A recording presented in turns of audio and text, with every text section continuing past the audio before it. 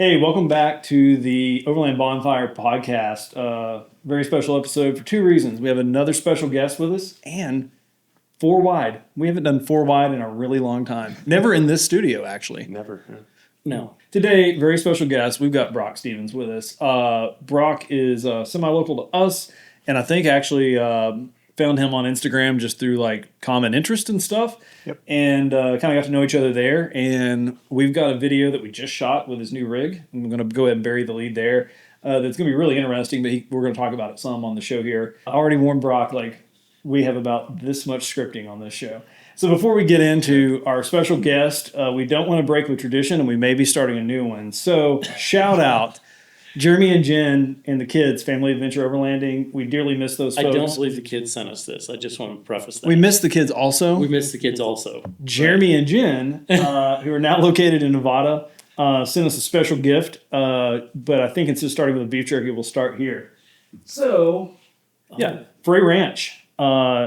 Bourbon with a really cool story. Jeremy, we dove into this pretty hard one morning. So these guys make, grow, bottle, and distill all of this on one farm, and they have been doing it since A long time. 1854, which is really cool. We literally just took the plastic off, so we're going to crack that. Now, how does that play into the show?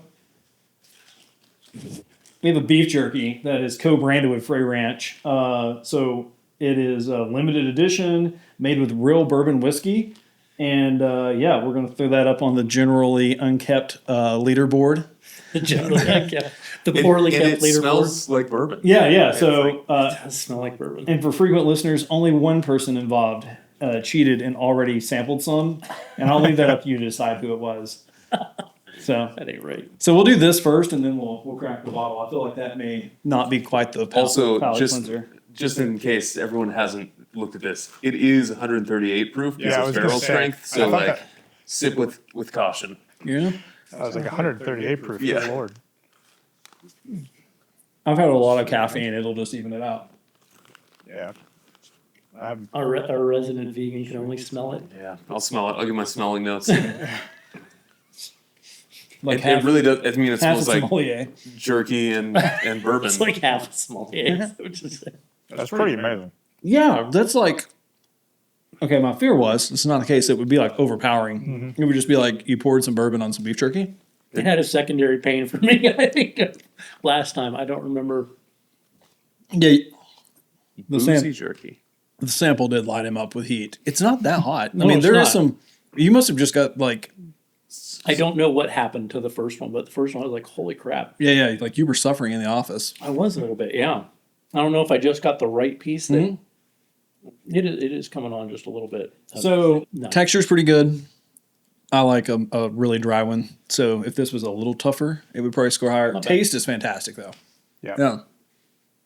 We all have our preferences. I like mine to be like a shingle. Like I Yeah. want it to be jerky or like a roof covering. Yeah, it's you know? like you have to suck on it a little. Yeah. Well, let's eat some, drink some bourbon. Yeah.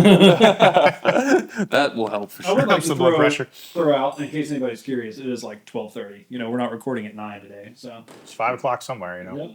as they say. My wife will be Do a like, light of course pour, you went there and a drank pour bourbon. light. yeah. These guys. Oh, do you have a cup? Oh, we yeah, got a please. cup over there. Thank you. It is 138. I can tell you that. Did you without smell tasting- Yeah. Oh, wow. Yeah. Let it breathe a little. I don't think it's going to help, but Yeah. Let it breathe a little. Yeah, and thanks to Patrick Dart for Yeah. for my beaker. Patrick, don't know if you're listening, but Matt does keep the bourbon beaker on hand. We were like, bring a vessel, and that's what he came to the studio with. Wow. That All right, stuff let's isn't give it a kidding. shot. It's not kidding. No, it's not. How is it with the jerky? Pretty good. Oh Yeah, man, I like that a lot. I like one That's that good. tells you it's been there. Yeah. You can like chew on that. That gives you the Kentucky hug, that's for sure. Yeah. But that is extremely good. For it to be flavors that are proof, nuts. it's really drinkable. Yeah. Like Yeah. it's hot, but it's not like just hot. Like it tastes good too. I was going to say, like, this would be a really good winter bourbon. 'Cause Yes. It's Yeah. going to warm you up instantly. Yeah. This is also the What kind of is, bourbon that I want to make an old fashioned with. Yeah. Because Oh my like you get the ice on there, it's like What is it that Jeremy only drinks? Like, I can't remember now. This I mean, Jeremy? the fact that he sent something other than Oh, I didn't know Jeremy was that strict he to a is, brand. No, he is like dedicated to. I forget what it's killing me now because it's common.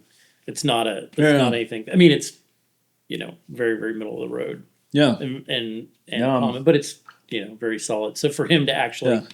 send something to experiment with, it Mhm. it had to be interesting, if nothing else. It's like for it to be as spicy as it is, it's really dark. Like Yeah. the first sip is like molasses. Like it Yeah, is. no, like, it is. That's like a really thick, sweet. The mouthfeel is pretty amazing. Yeah. Since I it watched is. my bourbon reviews. Yeah, yeah. No, it's, it is it's what- Yeah. But I'm with you. I'm not a huge mixed drink guy, but like this could stand up to an old fashioned, and it's still Yeah. going to stand out. Like Right. it's not just going to go like, oh, it's brown liquor. you know? Yeah. I so don't understand confusing your liquor with other things. No. Well, Makes sometimes sense. I want dessert and a drink. That's the way I look at It it. never happens.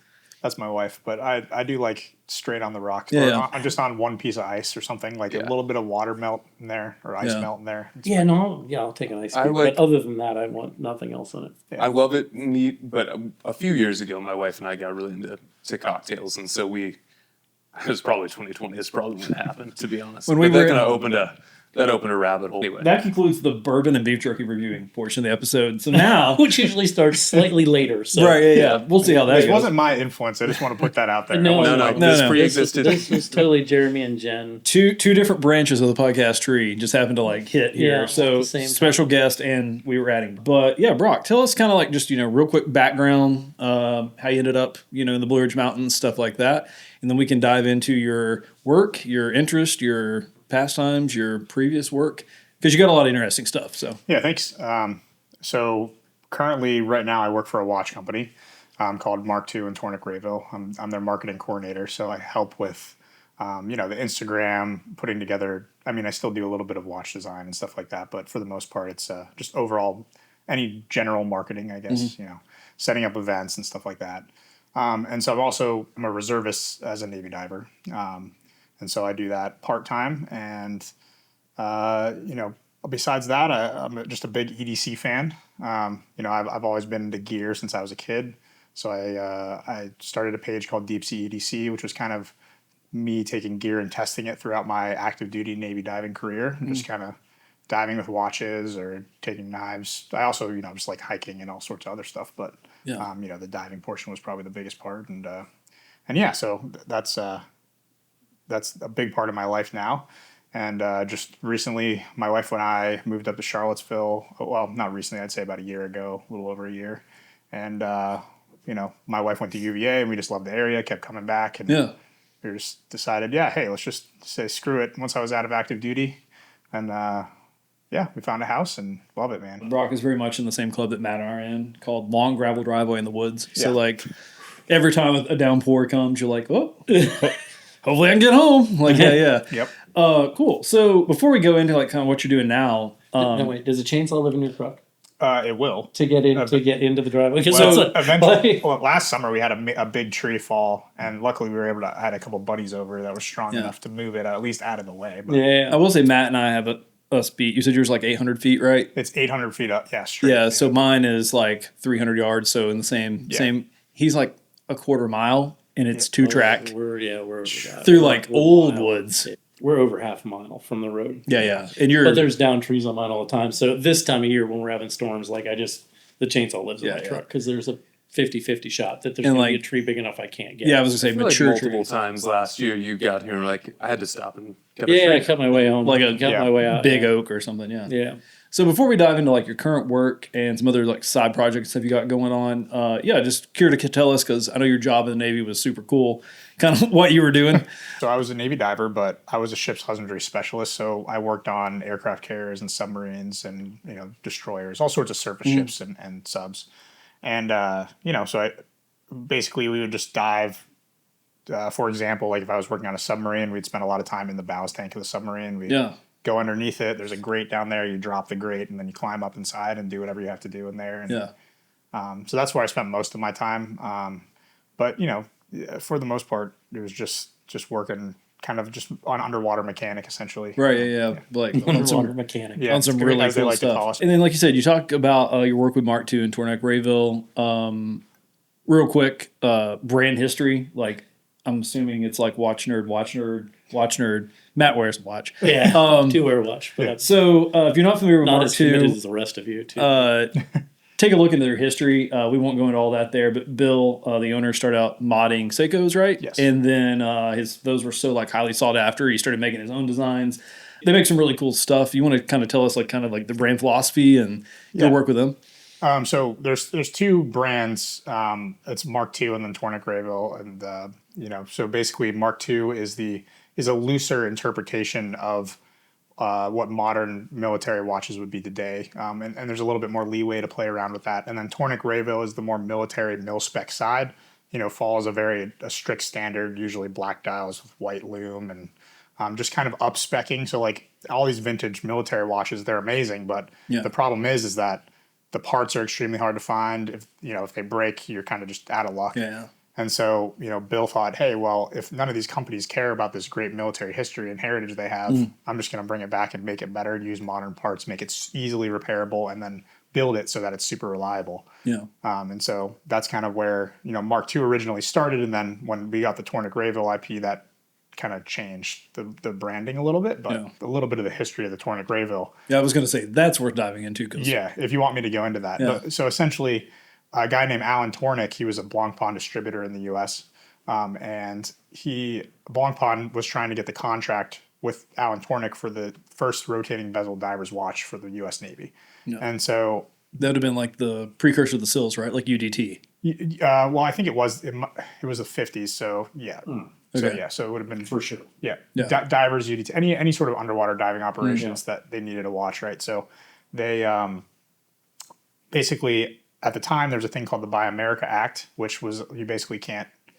It has to be made in America, for example. Yeah, it still exists. Yeah, and so Alan Tornek had this great idea. What if I just buy the parts and then assemble them here in the United States? And then he just built them here and then called it Tornek Rayville. And so I believe, and people will probably correct me, I'm pretty sure this is what it is, but so Tornek is obviously Alan Tornek's last name, and then Rayville is either the town in Switzerland that Blancpain is based, or it's where the parts were made. And so he just combined the names and then came up with Tornek Rayville, the U.S., and then it all worked out and they won the contract. Yeah. Over a couple big names like Bulova was one of them. They still make their watch to this day that technically would have been the contract watch. They just reissued it. But, 40 years later, 50 years later, nobody cared about it. The Tornek Rayville name was just not something that was on people's radar. And because it essentially became like non-existent, right? Like after that contract, he didn't continue that. Well, Blancpain eventually made watches for the U.S. Navy themselves under the Blancpain name, but I don't know the exact how all that went down, but yeah, then like I said, they made I think it was maybe a couple hundred, if not more than that. Yeah. Most of them were destroyed. I mean, so on the back it said, if found, please return to your local government facility, and then also they would just destroy them because of the radium lume that was on them. And so they were just like, we don't. So exceedingly rare, right? Like exceedingly rare, yeah. Like I think the only time I've seen a price on one was like $90,000 or something. They're like probably that. more than that now, but they're a good example. I mean, it's that would be the watch to find for sure if you went to a thrift store. Yeah. Right. The ultimate thrift find. A really old watch that says Tornek Rayville will probably set you up for a while. Yeah. Super cool history there. I've been a big fan of Bill's work for a long time. Like Paradive days, I think is kind of when I came in. Kind of one of my dream watches. I'd love to find a Blackwater from pre like the really early years. But yeah, you guys do a lot of cool work and like cranking out some cool models. I think the actually first time we actually like talked a lot was when the Fulcrum came out, and it was just like, hey, these are super cool, and we went back and forth. Been wearing this a lot, and I had told Brock this. I actually planned to like pass this one down to KJ because these have only existed one other time, like 12 or 13 years ago, right? Yep. And then the second run of them came out like 2 days or 2 days before or after he was born or something like that. We were at the hospital. So were you buying it at the hospital? Yeah, man. Like, I mean, what else you gonna do? Like, No, exactly. I think it was technically pre-KJ by a few hours. That was actually Because there's not a lot to do Right. at that point, Right. So really cool stuff. So look those up if you're any interest in like military history. That's one avenue. Great watches.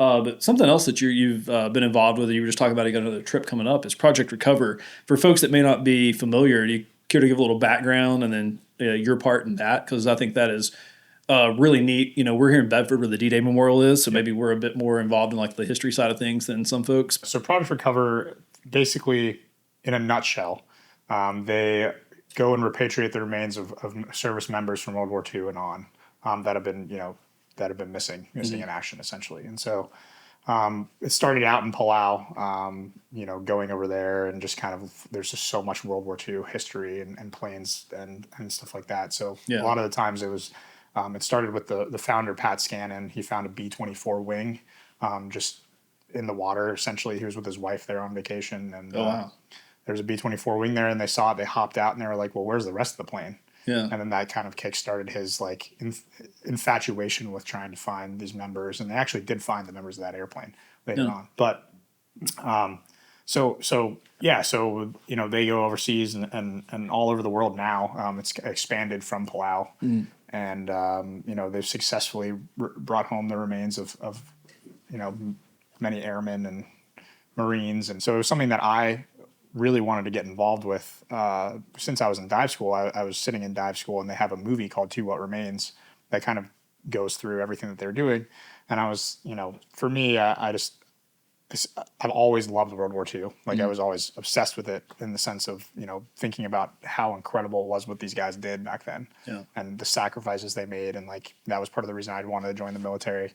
And then it's like, well, now that I have this newly acquired skill of being able to dive, do hard hat diving and all that, like what can I do with this besides, working for the Navy? And so then it kind of inspired me to just, reach out and I started to do my own little events for Project Recover here and there. One was called Heroes of the Deep. It was just a diving event down at Lake Phoenix here in Virginia to essentially just try to raise some money for them. And cool. My main goal obviously was to become a member, but it's a pretty long process to be able to get accepted to be a member. And then last October, I finally got initiated as a member, and then I was able to go on my first mission in February, end of February through March. And we were doing a couple different things. We were looking for 3 lost UDTs and using this new technology called environmental DNA, essentially taking soil samples. Hopefully we'll be able to, find if there are remains in the spot that we were taking soil samples from. Yeah. And then also diving on a Marine Aviators Corsair that we were thinking about doing a recovery on, which now we are actually. So I'll be going back in November to dive on this crash site again. And yeah. How deep is that stuff? Like the Corsair, how far underwater is that? So I can't specifically say the actual depth, but generally most recoveries, they really can range from, there's stuff in the mangroves that's maybe like 5 feet underwater or whatever. Then there's stuff that's, 120 feet underwater, like one of the B-24s that they just did recently. That was a relatively deep dive. And so this I was going to say some of the island chains and stuff with the atolls. Like I assume some of this stuff is like relatively shallow. That's kind of what I was thinking. I was just curious what that looks like. This one isn't super deep. Are you going to look at a site that you already know is something there, or are you like scouting for things? What's the, by the time you go, do you know what you're doing exactly, or are you there looking for things? So like the first mission that I went on at the beginning of the year, that was a scouting mission for the Corsair that we're going to be diving on.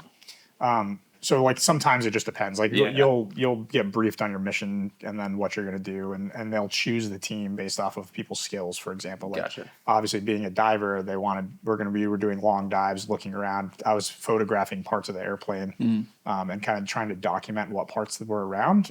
It makes it easier to if you can find parts that are closer to the cockpit. In this specific example, the plane is heavily damaged, so it flew straight into a coral head in a pretty shallow area. Cool. And, usually when you see a World War II airplane on the bottom of the ocean, it's somewhat intact. Yeah. This was not the case with this one. It's just parts everywhere. Yeah. And so we were going down there. I was, using an underwater housing and photographing pieces, we're trying to catalog it so we can try to find, hey, this is a foot pedal maybe, or mapping out the wreckage somehow. Exactly. And so we had underwater archaeologists there and anthropologists that were able to, map out where we think the crash happened. And so how many of these missions do you do a year, or does this happen every 3 months, 6 months? It basically like what Depends Bill. on the skill they need, I guess, right? Yeah, well, it also it depends on how much Bill will let me. Yeah. He's really Okay. him being my main boss. Like, so what's kind of cool, and so I didn't go into this earlier, but we are working on a project with Project Recover, a watch project. Oh, cool. I can't really say anything more than that, Yeah.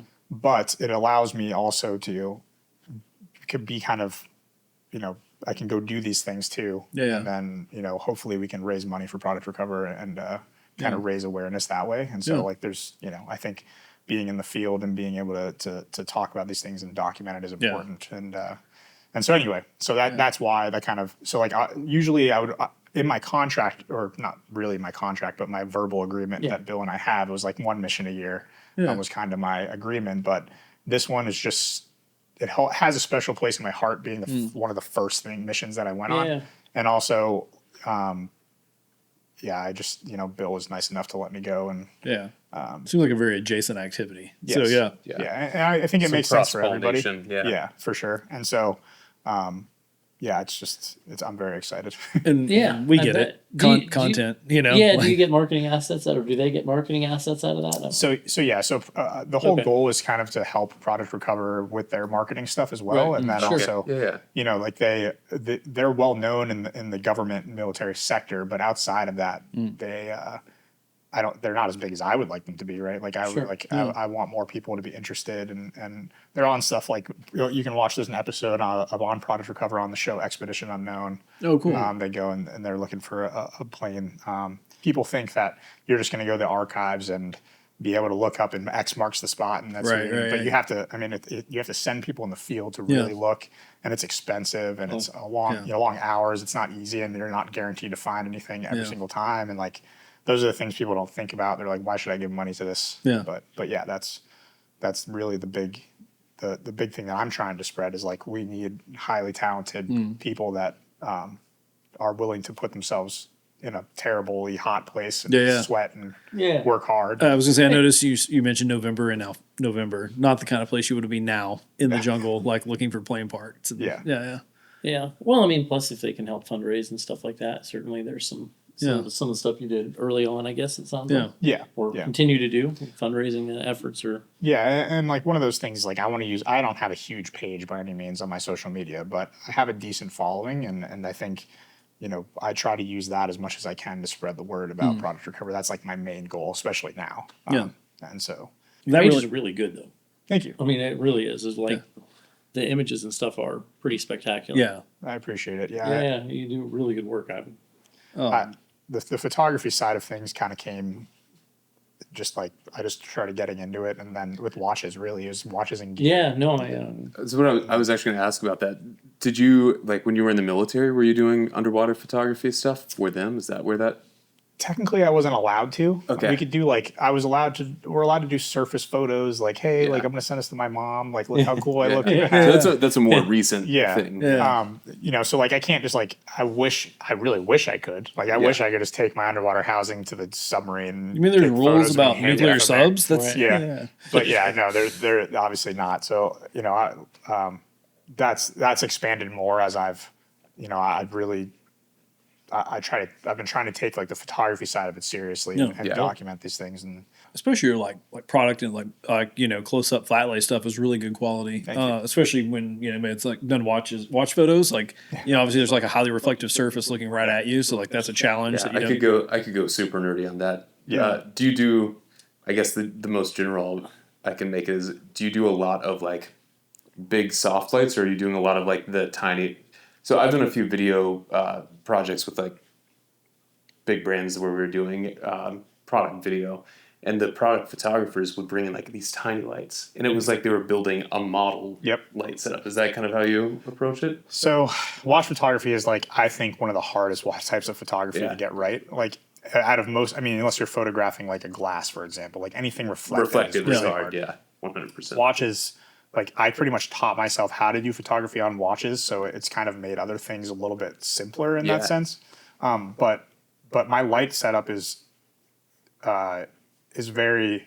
People are like, "What lights do you use?" They must be expensive, because I've had that question, and I'm like, "No, they're just $70 Amazon lights." Yeah. So essentially, like, I've just learned I have like a shooting table that's a adjustable height desk. It's white, so it has no colors that can reflect onto the watch, for example. And then I just use the lights, and I will just move them around until I can get. And so essentially, I shoot. Now I shoot. I used to do everything completely wrong, but now I shoot everything completely remote. So I have a, I don't touch the camera Shutter at all. release, lives on a tripod, make sure there's no movement. And it's really helped with the clarity of my images for 100%. watch and product photography. And watches are interesting because, like, depending on your shutter speed and stuff, you'll get, like it can. Just things will look very different, especially you could blur a second hand if you wanted to, exactly. But you have to have it on a tripod to do that. And so these are things that I've like learned just from doing it throughout the years. But I just want everybody that's listening, because this is on like audio only platforms. Yeah, Matt is totally back in bourbon land. The watch talk started, and Matt is. Oh, this is delicious. It is. It's fantastic bourbon. It is very good bourbon. Yeah. The bourbon is good, and you guys speak a foreign language. Honestly, before you even like with Mark II, just your page photos are really good. Like something that if you saw it as a marketing photo for a watch company, you wouldn't think twice. It's totally. I think like I've pretty much put myself and like I'm all about challenging myself, like as stupid as that sounds, but I wanted to kind of make it as hard as possible. It's like underwater diving watch photography. It's like the hardest thing to do. It's like you start adding in all those different adjectives, and you're just like. I feel pretty decent at I can't even get the photography, right and you lens add on my phone to underwater, take a I'm like, selfie. and I'm out. I understand underwater housings exist, but I've never used one, and then I have to imagine light reacts differently, and like I have to imagine it's a different ball game in a lot of ways. Well, it's like it's also hard because like it's great you can get a really cool image of someone diving, right? Like it's simple, it's a lot simpler. But then when you have to try to get a watch in focus underwater, and then also get the person in focus, and then you're using a GoPro, and you're just shooting just standard photos on a GoPro at first. Now I have a professional housing. That's a whole different thing. Yeah, totally. But everything's moving. But I mean, it's like that's just like that was horrible. You take 500 photos and you get maybe 20 that are decent, right? Yeah. It's just like. So we've went through your like Navy diving, your work project cover, and watch work with marketing. You were here today for a couple of reasons, but one, you've got a new rig. So obviously a lot of our listeners are very 4x4 focused. So you can use this as a little bit of a preview of what we did earlier with your new rig. So I know you're excited about it. Tell us about your most recent acquisition out there. Yeah, so I've been for a long time. I wanted a Land Rover. I mean, my wife will tell you that I talk about it every day until I got one, and I still talk about it every day. But now that I have one, I want another one. But so plus one, right? Like, So my wife and I finally decided to pull the trigger on a Land Rover, and so of course she gave me the go ahead, and I started searching and finally found a Land Rover Series 2A Santana from 1971. It wasn't the one that I expected to get. I originally wanted something that was just Grassmere green, or Keswick green with a white roof, or even tan with just some sort of full safari. I get it, right? Like I've been shooting trucks for a long time. One of my favorite photos was a Series 1, same thing, tan top, green. But yours has just got something like, it doesn't seem out of place, but also if we were at a Rover meetup, like that thing would totally stand out. So I mean, so gray, wasn't on my color, top color choices, but it, I've always liked that, just gray, like, and so I saw this one and I was just like, all right, this looks pretty awesome. It looks super clean. Like, the guy was saying all the right things. And so my brother and I took his Airstream down to Georgia and went camping and went to go look at this thing. And, Time out. Took his Airstream down to Georgia, pulled by his Cayenne, which more and more I'm on the Cayenne train. Pulled by a Cayenne GTS with air suspension. They do tow surprisingly well. Like my brother's, I can't remember what year it is, but it's, I think the first generation Cayenne GTS, and it has the air suspension, so rear leveling, it'll automatically level the trailer, which is nice. And I was like, I don't know, I thought he was crazy when he first got it to tow stuff with. I was like, what? So, but again, aside, right there with him, like I have a 4-month-old, so I'm looking way in the future. But I actually want to do like the Dalton Highway with him. Yeah. But like not necessarily like slow and like poking around. Just be like, we're going to the Arctic Circle. Yeah. Put your seatbelt on. And like right now, like a Cayenne's kind of at the top of the list because I think it would be awesome to have like a sleep platform in the back, and me and KJ are just like how many Alaskan state troopers could there possibly be? You know, like, yeah. Oh, that'd be so cool. He's not going to go to jail. He'll be like 10. Like, you know? Like, look at this kid. You're gonna make him cry. Like, you can't take me to jail. Yeah. He was scared of the How's he bears. getting home? Bears cannot run 90 miles an hour. We checked. Yeah. We just tested. Yeah. No, that would be a good tow vehicle. Brandy, I mean, doesn't, I Brandy love- doesn't listen to the podcast, just so everybody knows. She doesn't know about the 90 mile an hour Dalton Highway plan. Right. In 9 years and 8 months. Right. The Dalton Highway plan. Yeah. Yeah, no, I have a Cayenne fetish a little bit. My oldest daughter had a Touareg for a while, V8 Touareg. That was It's the same engine, isn't it? Yeah. Yeah. Well, no. So same drivetrain. This would Okay. this would have been an Audi V8. Yeah. Gotcha. I was going to say it's like everything from the but the A7. engine. Yeah. Okay. The A7 and the Touareg and that are all Yeah. basically the same vehicle, minus different motors. And Yeah. you know, But it's like sense. same diff, like really same pretty similar much everything. suspension. Yeah, because hers had locking diff and all kinds of stuff. Oh, wow. But it was like air suspension, and it was a neat ride. But 71 Miss that series. Yeah. You've only had this thing like a month, 2 months. Yeah, about a month. Yeah. Yeah, it was my wife. If my wife knows one thing about me, it's like if she tells me to go, I'm like, It's done. It's like 3 days later, I'm already yeah. calling 5 different people. Like, Yeah. and so it showed up rather quickly. My brother and I decided we were like, we just went on a little trip down there and made a little thing out of it. And then we saw it and we were like, man, this thing is great shape. Like, got it for a really good deal. The guy was super nice to work with. He definitely hooked me up, I think, a little bit because I'm military and he was former military as well. So,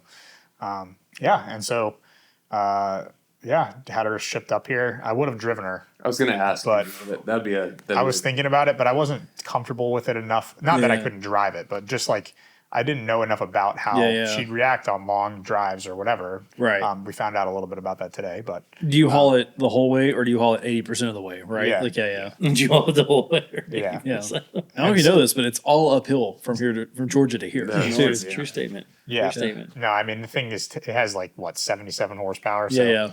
It just going up. I mean, it will do 45. Like if you're going on a hill, it'll struggle to keep 45. Yeah. And that's like a pretty decent, like not even that big of an incline. So Yeah, it's super cool. We put some gear in it today, but you found a great truck. I mean, especially considering the year. Santana, I think, is interesting in its own like kind of way of like versus like a Rover from the UK or something from that era. So the walk around will be out relatively soon and get out that truck. So I mean, and you think about it, like it's really just a toolbox on wheels because Yeah, no, you have it's to haul like it- it's almost a parts store on wheels it's a tractor with an enclosed cab. it is like, 100% a tractor. that requires a toolbox. it's not like it's museum quality, but it's in great shape. You're not going to want to flop it by any chance, but Well, I also, I didn't You want wanna drive something it. machine quality or museum quality. Yeah. Because like for me, like I want to use it. Like it's not something like I don't, there's all these great, nice restored Land Rovers out there, but like people will just put it, they just sit in their garage and like, I know people talk about this all the time, but like for me, like I moved up to Charlottesville so I can do camping and I do outdoors activities and go hiking and, run the trails or whatever. And then getting an Overland rig that's a dedicated, something that I can, nothing crazy, right? Like I don't want to destroy it, but I do want to use it for what it is built for. And it honestly, what's cool to me is like, just taking it off road, you really can tell that it was built for that versus just being on road. Like it's because it just like I mean that It era is 40 either way. it just puts along, right? Yeah. Which is all you need. And I think where we're at,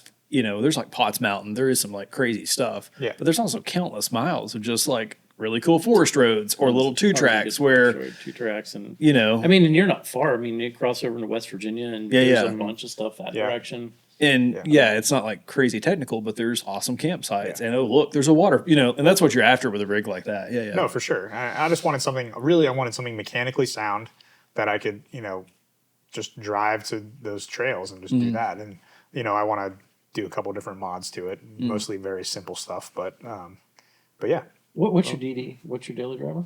I have a Subaru Crosstrek Wilderness. Oh, that's right. Yeah. I think I knew that. Yeah, which we talk a lot about how a lot of people if you want to get out of some fun, like a Crosstrek can do it. We've had one. Well, Brandy got hers new, so since 2017. Yeah. And if you're just running forest roads, like gravel roads, The Crosstrek Wilderness has like as much approach angle and departure angle. Like it's really. I don't know about the solid, Crosstrek. So the Outback, The Outback. has less than a half-inch difference than a stock Tacoma. So That's what actually, I was thinking, the Crosstrek is higher than, or is better better approach angle than of course, than the yeah. Outback. Okay. So like the one reason that I wanted it is, well, first of all, I love that like mountain goat look Yeah. that it has, and that's also the same with the Land Rover. Yeah. Like, but it And the departure angle is like nothing on yeah. a cross track. Where an Outback's got a little more trunk space. Yeah. Yeah, but I think like overall, I think it has better approach and departure angles than everything. So I've been very impressed. Like obviously, like the Wilderness has some very light all-terrain tires on it and a lift and whatever, but it has the dual X mode situation. And like we were talking about our driveways earlier, but like my driveway froze over with ice essentially and snow, and like there's just nothing I can really do about it. But like the difference between getting up that thing and just standard mode or whatever and putting it into X mode, I mean, it takes it like a champ. It's actually very impressive. No, ours tends to get like a elephant track and a curve. And my truck, which is, it's got like 2-wheel drive, low and high, and then there's like an all terrain mode.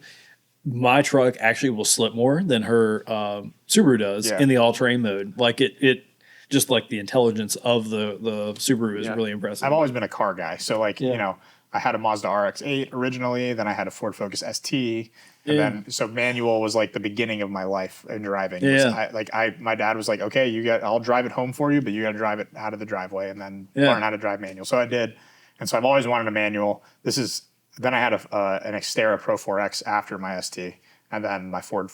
Then I got a Honda Fit manual 6-speed because I was like, I just missed the manual so much. Yeah. And like it's that thing. I mean, that thing beat the Corvette on the skid pad. And those Honda Fits, they're pretty nuts. The Honda Fits are crazy. And in like a comically fun like commuter, right? Like Comically fun. Like I would just zip past people, and it's like not fast, but it's just like. I mean, I will say probably the most fun I've had driving maybe ever was in a Ford Focus. Yeah. Oh yeah. When we were at a Fiesta. Was it a Fiesta? When we were at the O'Neill driving school. It was a Focus. No, it was a Fiesta. Those I think Fiestas it was after. are awesome. It was for sure a Fiesta where it's snow tires and a brand new set of brake pads. That was the most. Because for one thing, literally the most brake pads I've ever seen in my life was at the O'Neill driving school. No, true statement. They had a barn for a garage Full and a wall of brake pads. just stacked with them. Like they built the barn out of them. But That's crazy. yeah, it was a Fiesta when we were up there. Yeah. That was the most fun car. The only thing crazier was the hot lap with one of the instructors in like an '89 BMW. Right, rear wheel drive. That was pretty awesome. Got in it, was like, Little man, 318. this cage is pretty. No, like yeah. Did you get it going sideways a little bit? I wasn't in the seat like half the time. Like no, like airborne. Like they're I mean, they're no joke. That's bad. Yeah, I mean, what do you mean I need a helmet? Like, now I see why I need a helmet. Right? Yeah, So, 6 minutes later, it made so much more sense. Yeah. You're looking at this big gravel area, and you're like, "Oh, you need a seatbelt for this shit." You know, there's nothing to hit. You're like, "Oh wait, I do need a seatbelt to keep me in the seat. I got it now." My favorite part of that weekend at the O'Neill driving school was like if you like go in the woods to pee or whatever. It's like if you find a GoPro, grab it because we lose them all the time. They're just suction cup GoPros on. They're just flying just off get sling off. They're just like bring it back. I've lost some GoPros. Yeah. That's for sure. Yeah. That was pretty awesome. Where are you from originally? So I grew up in Mount Vernon, Virginia. Oh, okay. So you're sort of ish local. Yeah. Virginia's always been my home state. Yeah. It's kind of I just love Virginia, man. So wow, so you were like born here. I'm assuming you did like. Were you basic in Chicago or? Yeah, so Navy basic in Chicago, and then you go down to like Florida for dive school, and then came back and worked in Norfolk. Wow. Yeah. So you were. I fought for my orders. I'll say that. I mean, I wanted to, my wife, she's from Suffolk, and so we met before I left to join the military. Yeah. And we were like, I mean, luckily, a lot of the Navy stuff is based in Norfolk. So it just kind of worked out, but like. You got to make sure you're top of your dive school class to get the orders you want. So I was like, making sure you made that happen. Yes, that's really cool. I was like, I need to be near my wife. Yeah. I think we would have been fine anyways, but Yeah, so basically then C school and then back to like a couple hundred miles south of where you're from. Yeah. I mean, I really liked the area down there in Norfolk, and I just kind of it worked out for us, and then we moved to Williamsburg. My wife was working in Richmond, and we were both just doing the hour commute both ways from Williamsburg. Yeah. And then she started working from home, and I was still doing the hour commute. So she worked from home now, or she? Okay. Yeah. So you just moved further inland, that's all. Yeah. So essentially, as soon as I was able to get out of active duty, and I wasn't even sure I was going to join the reserves at first. As soon as I was getting out and I was doing a skill bridge program doing surveying, I was like, I miss diving too much. Like I gotta do this. But yeah, just like regular surveying. Yes. Well, so I was supposed to. It's long, long story short. I was supposed to be doing aerial UAS surveying, so drones. Yeah. I went back to school and have a whole program that I completed on doing that, like LiDAR scanning and stuff like that. Okay. And then, basically I got there and they were like, yeah, so we don't really do that at this office. We didn't tell you that though. So now you're just going to go do surveying in the woods. And I was like, going to say, thanks guys. Like, yeah, I was going to say like, so one of my really good friends pre-college and then actually ended up like finishing school later. And one of our bag builders, both had been surveyors. Yeah. And it's like, you get to be outside every day. Yep. That's not how you say it. You get to be outside Every every single day. Yeah. And it's like next Tuesday, not a day that I want to be outside for 8 hours. You know, like it's like right now, like it's actually a nice day right now. Right. But like when it's super humid and miserable, and you're just in the middle of nowhere in the woods, just getting attacked by mosquitoes the whole time. You're like, did I really want to do? Yeah. Like, why did I do this to myself? Beating brush when it's like 105 heat index and you're not wondering if, but how many ticks are on you. Yeah. That's where the tick thing. That's what started to get like, not that I'm like I love being outside. Right. It was just like you're just pulling ticks off you left and right. Like every single experience just becomes miserable during the summer, and it's like And then Bill offered me a job, which basically saved my life. So yeah. Oh, cool. Yeah. So are they based? So do you work from home also? I guess is what I'm really asking. Okay. Yeah. So my wife and I both work from home. It's awesome. We high five each other on the way to work. So Right. it's great. It's short. Yeah. She works downstairs and I work upstairs. And but yeah, no, I mean, but basically it's the best. Yeah. Yeah. Because Bill's in Connecticut, right? Or Pennsylvania. Pennsylvania. Yeah. Right. Yeah. Yep. I go up there pretty frequently. Like we will go up there for photo shoots and stuff. Yeah. And, we try to limit it to quarterly, but sometimes it's a little bit more than that, just depending on how much planning we have. Because we do all these big photo shoots you've seen the zine for the Fulcrum, the magazine. Yeah. So like we're doing that for all the projects we're doing, and so there's just like a lot of planning. Coming from a like marketing content guy, like that's next level. Like I don't know if I've told you this, and I haven't told you. So for this watch, they actually built like a fictional history. Yeah. Like, I mean, and it was cool of like fictional history. Is that what you said? Yeah. So like if this watch had been like issued, like what would it have been used for and stuff like that.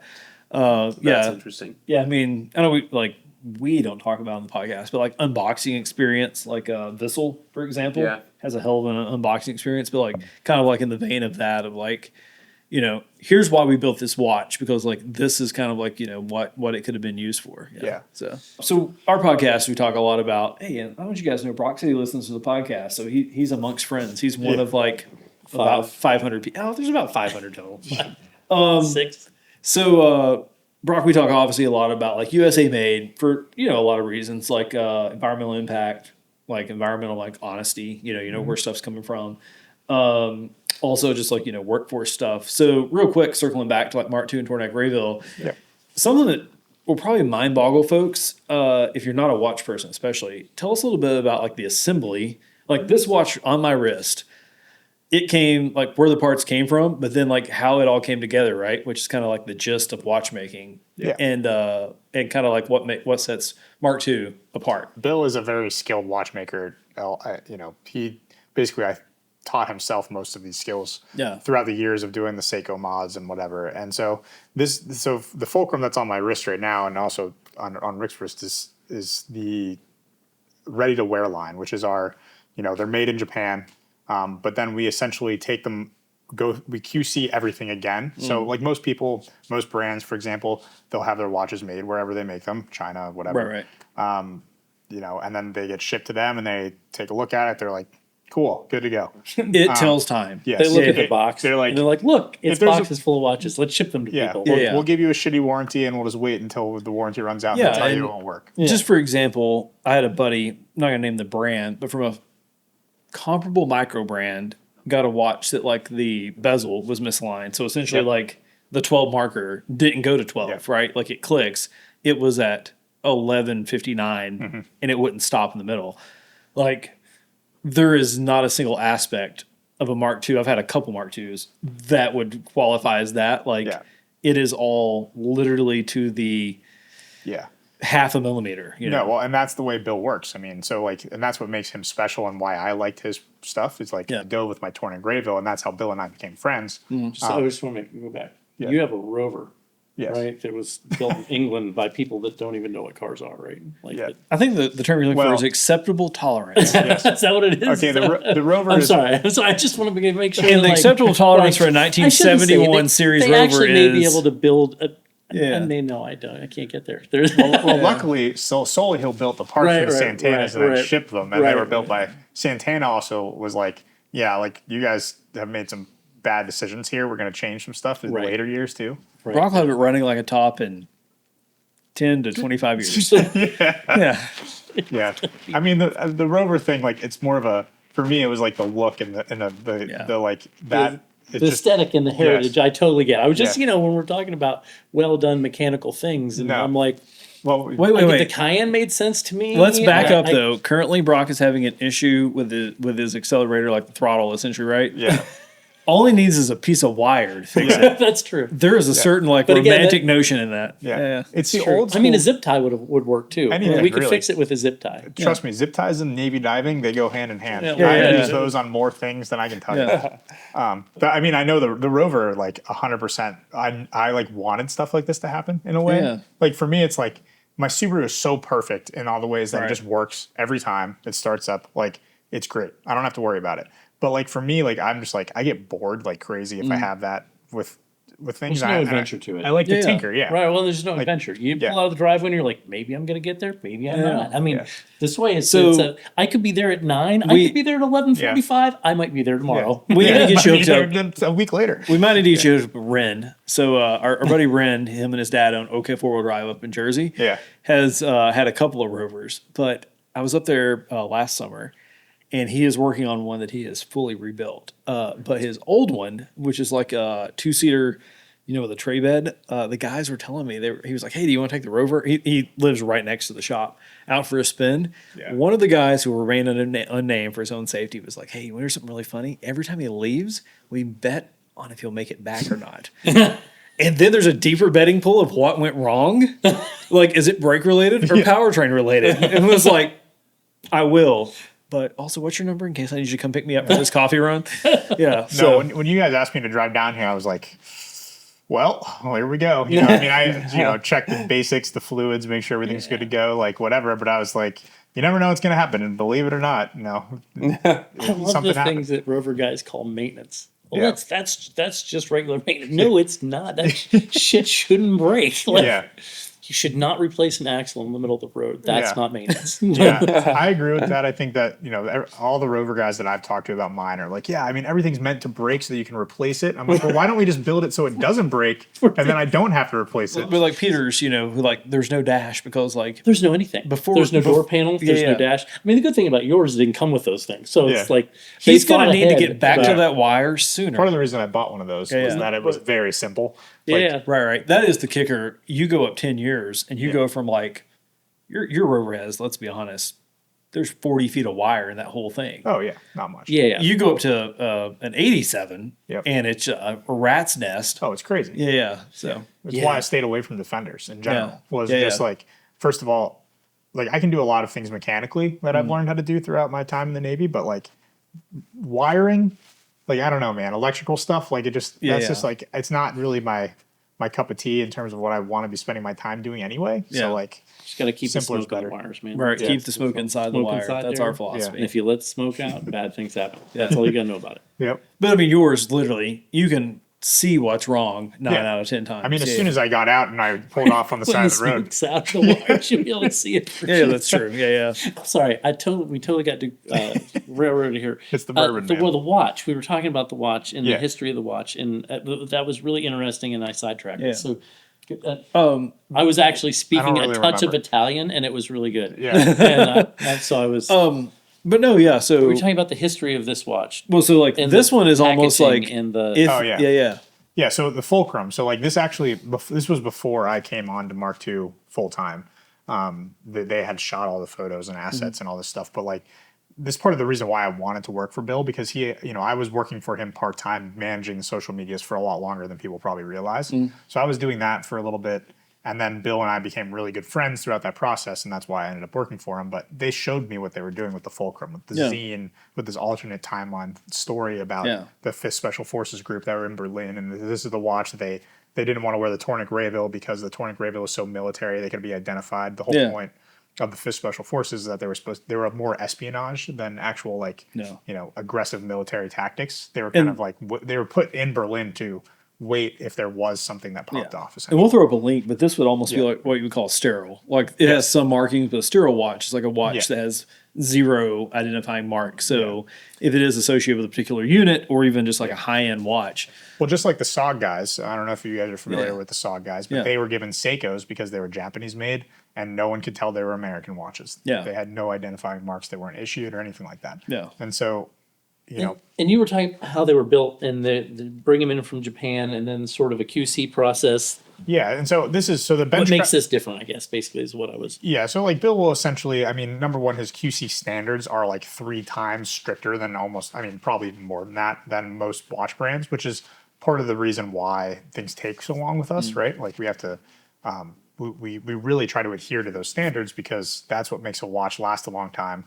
And not have all these issues that all these other watch brands are. And like as much as many people like these micro brands, they make these watches and then they don't QC them themselves or they don't actually do anything.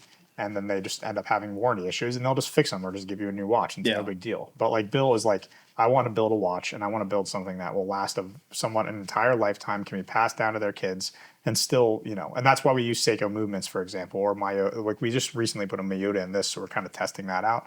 But we get a lot of flack for using Seikos because they are inexpensive. Yes, they are inexpensive. But what people don't think about is that it's just like a car. It's literally an engine, essentially, that you have to maintenance over periods of time.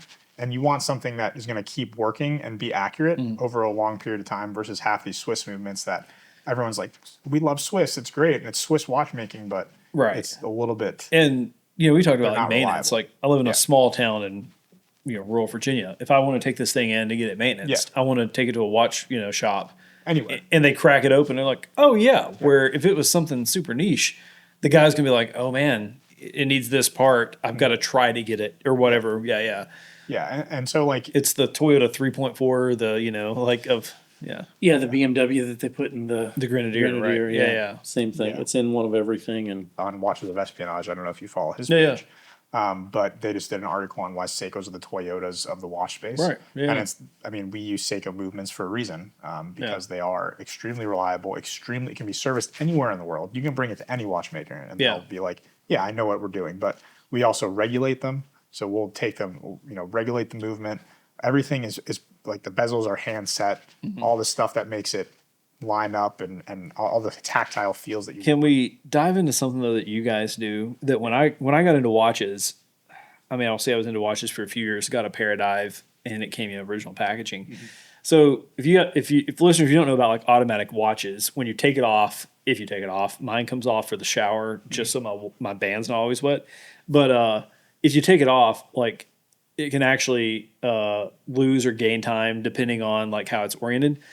Bill's crew with every single watch has a little card that shows you how it will lose or gain time almost as like a self-regulation if it's like flat or at like different like 90-degree orientations.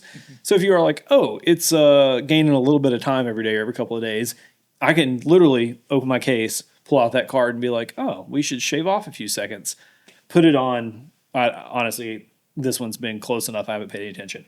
But lay it flat or put it on like the 9 o'clock edge and wake up the next morning and it'll like self-correct. Yeah. And that is on every card with an ink pen because they have done it for every single like model that has come through. And that's why, like, yes, you'll pay a little bit of a premium overall for our stuff over micro brands, but when the amount you add up all the hours that go into it being hand assembled, and like basically, like most people, like I said, they'll get the watch, they'll take a look at it, and then we will essentially take it apart. It goes through multiple rounds of QC, and just to make sure everything's working because we want to give the best product we can. So, how many people work there? So right now it's Bill. Then Jay, who's the guy who he's another watchmaker, also handles like warranty claims, and then me, I do the marketing, and then that's pretty much the main 3 employees. And then it's his wife Teeny, she just helps with all the graphic design and everything. But 4 max. Because Bill was in finance right before, and he was modifying Seiko watches like down to like literally taking them totally apart, having custom parts made, put back together. to the point where it was just like they were such a demand. It was like he almost like turned a hobby into a job, you know, of like, because there's tons of people out there modding Seikos. There's a whole like subgenre of like commerce in the watch world of like companies making parts for Seiko. Yeah. Well, the thing is too, like, and this is some people. Might be a little bit of a hot take, but Bill, to a lot of watch enthusiasts, especially people in the TGN, like the Gray Natives, like a lot of people say that Bill is one of the primary founders of micro brands in general. Right. The idea of like a dude can have a brand. Yeah. And like that was crazy. Like singular. In the early 2000s when Bill was doing it, that was not a thing. Like every once in a while on like Watch Recon, one of his really old mods will pop up, and it's nuts to me that like the title on the listing will be Bill Yao Seiko mod. Yeah. Not Seiko mod, like his name's attached, because like there's countless, modified Seikos out there. Right. It's like elevated that like before he had Mark II, this guy had his hands on this watch. Yeah. So one thing that I kind of wanted to talk about is like going back to the zine that we were talking about earlier. One of the reasons that we decided that Product Recover would be a great person to pair up with is to be able to tell the stories of these people that went through what they went through and the sacrifices they made, and also be able to widen the audience into like what it was really like to be there. Like you'll see with the first project we're doing, we basically went back and we told the whole storyline of this regiment's training. Yeah, I was gonna say it honestly feels like a series of short stories or like a small novel. Yeah. To give you an idea, it's in my safe with my watches because it was like the book is just as cool as the timepiece. Yeah. And like those are, we want, like a lot of people don't care about that stuff. They're like, I just want the watch, whatever. But like the people that do care about it, like that's like the very small amount of people, like that makes it for us to like, it gives us that like sense of we're, of worth, I guess, to be able to do these projects and make it interesting for all the guys that are really watch nerds at heart, or just like nerds in general. Like a lot of it goes hand in hand. Like war books and watches and we talk about all the time. Like we're just making nylon soft goods. Our stuff isn't for everybody, but like here's our design philosophy. Here's our thoughts on manufacturing. Like if that resonates with you, then our bags are for you.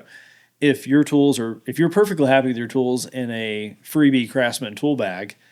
Yeah, we're not for you. Then we're not for you, but that's fine, right? We totally get that. Yeah, we're all about the devils in the details kind of thing, and like finding your people. Yeah.